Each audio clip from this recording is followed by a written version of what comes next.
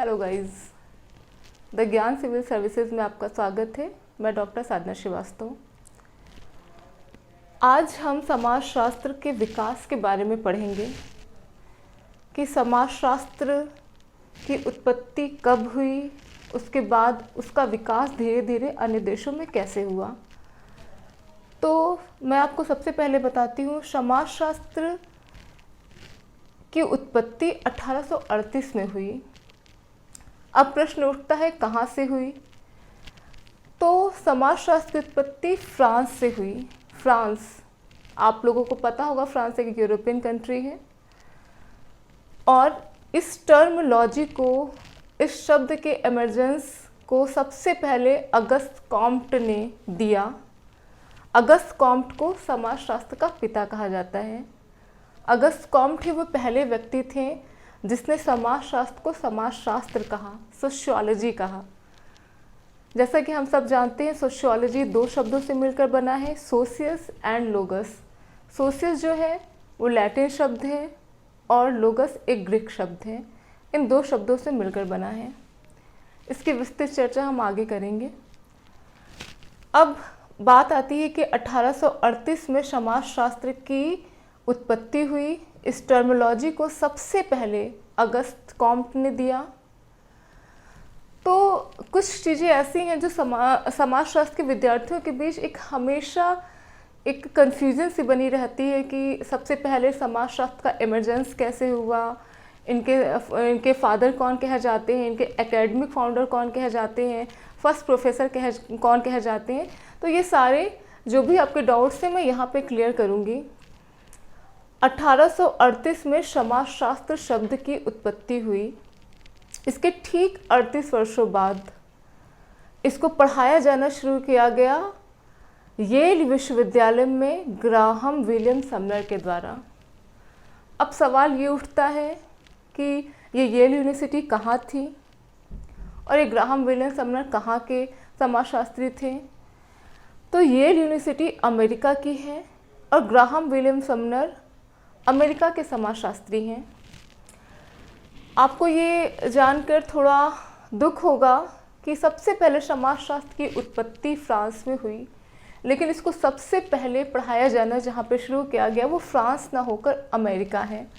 America, L विश्वविद्यालय, Graham William Sumner. जैसे कि आप मान सकते हैं कि किसी विषय की उत्पत्ति भारत में हुई, लेकिन इसको सबसे पहले भारत में ना पढ़ाया जाकर रसिया में पढ़ाया जाने लगा, चाइना में पढ़ाया जाने लगा। तो ये उन देशों के लिए तो गर्व की बात होती है, लेकिन ये भारत के लिए कहीं ना कहीं एक दुख का विषय होगा। तो यहाँ पे इस शब्द की उत्पत्ति हुई, सोशियोलॉजी शब्द गढ़ा गया, समाजशास्त्र विषय बनाया गया, लेकिन इसको पढ़ाया जाना सबसे पहले अमेरिका में शुरू किया गया, ग्राहम विलियम समनर। चूँकि इसको सबसे पहले समाजशास्त्र को ग्राहम विलियम समनर ने पढ़ाया, इसलिए इनको समाजशास्त्र का अकादमिक जनक कहा जाता है, एकेडमिक फाउंडर। एकेडमिक फाउंडर यानी जिसने इस विषय को सबसे पहले पढ़ाया।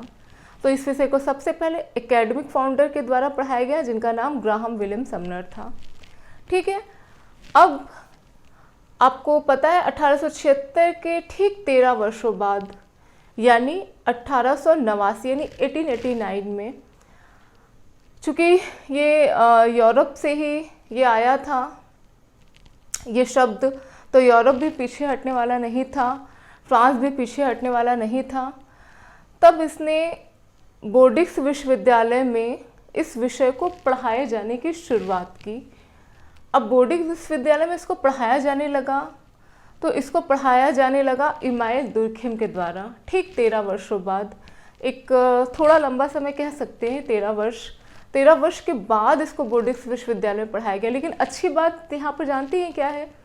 अच्छी बात यहाँ पे ये है कि इन्होंने इमाइल दुर्खिम, जो कि एक बहुत फेमस सोशियोलॉजिस्ट है जिनके नाम से आप लोग परिचित होंगे, इन्होंने सिर्फ इस विषय को पढ़ाया नहीं सॉरी, बल्कि इस विषय को एक विभाग के रूप में स्थापित किया। विभाग के रूप में स्थापित किया, इसका अर्थ ये है जैसे इससे पहले ग्राहम विलियम समनर ने पढ़ाया था, तो उन्होंने एक विषय के रूप में इसको पढ़ाया, लेकिन एक अलग से एक विभाग नहीं बनाया। विश्वविद्यालय में विभाग होते हैं, जैसे कि अगर हम हायर एजुकेशन की बात करें तो नैक वगैरह जितनी भी इंस्टीट्यूशंस हैं, संस्थाएं हैं, वो एक ग्रेडिंग सिस्टम के द्वारा, अगर स्कूल ऑफ ह्यूमैनिटीज़ है तो उसको डिपार्टमेंट ऑफ ह्यूमैनिटीज़ का दर्जा दे देती हैं। इस तरीके से इन्होंने एक डिपार्टमेंट बनाया समाजशास्त्र का, इसलिए जहाँ पर डिपार्टमेंट होंगे वहाँ प्रोफेसर्स भी होंगे, इसलिए इमाइल दुर्खिम को समाजशास्त्र का प्रथम प्रोफेसर कहा जाता है। आई थिंक आपके ये दोनों कंसेप्ट क्लियर होंगे। अब मैं आगे बढ़ती हूँ। ठीक 3 वर्षों बाद 1892 ठीक 3 वर्षों बाद, अमेरिका भी पीछे हटने वालों में से नहीं था। इसने 3 वर्षों बाद शिकागो विश्वविद्यालय में इस विषय को पढ़ाया और इस विषय को एक विभाग के रूप में स्थापित भी किया। यानी सबसे पहले इसको विभाग के रूप में स्थापित करने का श्रेय दुर्खिम को जाता है, लेकिन बाद में इस विषय को विभाग के रूप में स्थापित किया अमेरिका ने शिकागो विश्वविद्यालय में। और किसने स्थापित किया शिकागो विश्वविद्यालय में? तो A.W. स्मॉल बहुत फेमस समाजशास्त्री हैं। अब थोड़ा सा शिकागो विश्वविद्यालय के बारे में आपको एक ब्रीफ इंट्रोडक्शन देती हूँ। शिकागो विश्वविद्यालय एक बहुत रिच, बहुत समृद्ध विश्वविद्यालय रहा है।